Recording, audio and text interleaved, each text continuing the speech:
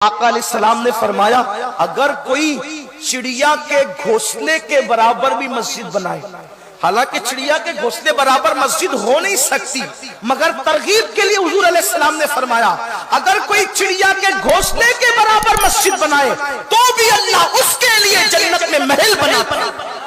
اور خاص بات یہ ہے، ناپ تول ہمارے یہاں لکھا پڑھی ہمارے یہاں ہے، اللہ کے یہاں بے حساب معاملہ ہے، اس کی رحمت بے حساب ہے۔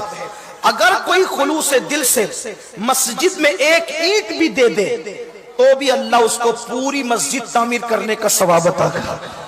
وہاں پر کوانٹٹی نہیں دیکھی جاتی، وہاں پہ نیت دیکھی جاتی، نیت۔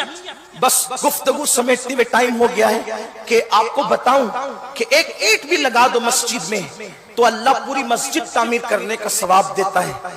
ایک حکایت لکھی گئی ہے کہ ایک بادشاہ نے ایک مسجد بنانے کا ارادہ کیا اور اس کی نیت یہ تھی کہ اکیلے میں مسجد بناؤں گا، اس میں کسی کو شامل نہیں کروں گا۔ اس کی ایک غیرت تھی، کسی کو شامل نہیں کروں گا، میں اکیلے مسجد بناؤں گا۔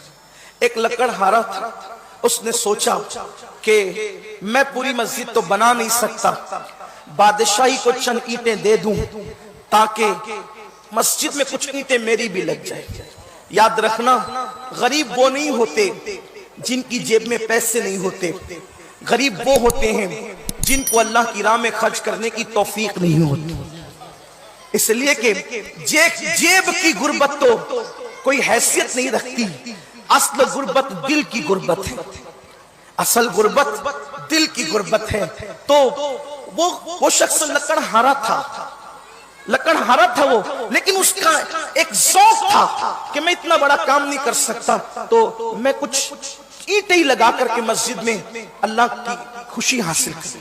بادشاہ کے پاس پہنچا کہ بادشاہ یہ لکڑیاں بیچ کر آج کی چند اینٹیں خریدی ہے، آپ مسجد بنا رہے ہیں، اس میں کچھ ہمارا بھی حصہ رکھ لیں۔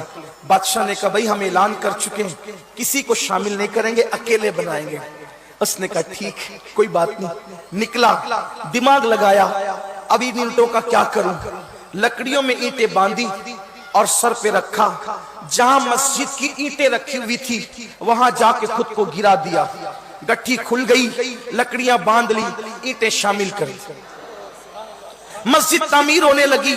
ابھی مسجد کی تعمیر کا سلسلہ آگے بڑھ رہا تھا۔ ایک رات کہ بادشاہ نے خواب دیکھا کہ جنت ہے اور جنت میں ایک محل ہے، اس پہ بادشاہ کا نام لکھا ہوا ہے، اور دوسرا محل بالکل اس کے سامنے ویسا ہی ہے اور اس پر لکڑہارے کا نام لکھا ہوا ہے۔ اس نے دیکھا فرشتے ہیں، پوچھا یہ کس کا محل ہے؟ کہا یہ آپ کا ہے۔ کہا کہ یہ کس کا ہے؟ تو کہا لکڑہارے کا۔ کہا میرا محل کیوں ہے؟ تو کہا کہ آپ نے مسجد بنائی اللہ کے لیے۔ کہا لکڑہارے نے کون سی مسجد بنائی؟ تو بتایا گیا کہ چند اینٹیں آپ کی مسجد میں اس نے اس طرح سے لگوا دی تو اللہ تبارک و تعالیٰ نے اس کے لیے بھی جنت میں محل بنا دیا۔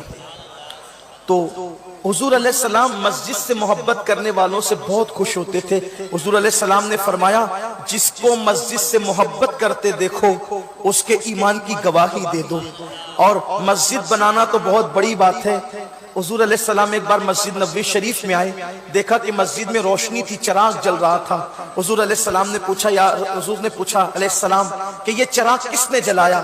تو صحابہ نے کہا حضور وہ فلاں نے جلا دیا اور مسجد کو روشن کر دیا۔ اللہ کے حبیب نے فرمایا میں آج اس سے اتنا خوش ہو گیا جس نے مسجد کو روشن کر دیا، اس سے اتنا خوش ہو گیا کہ کاش میرے گھر میں کوئی غیر شادی شدہ بیٹی ہوتی تو میں اپنی بیٹی کا نکاح اس شخص سے کر دیتا جس نے مسجد کو روشن کر دیا ہے۔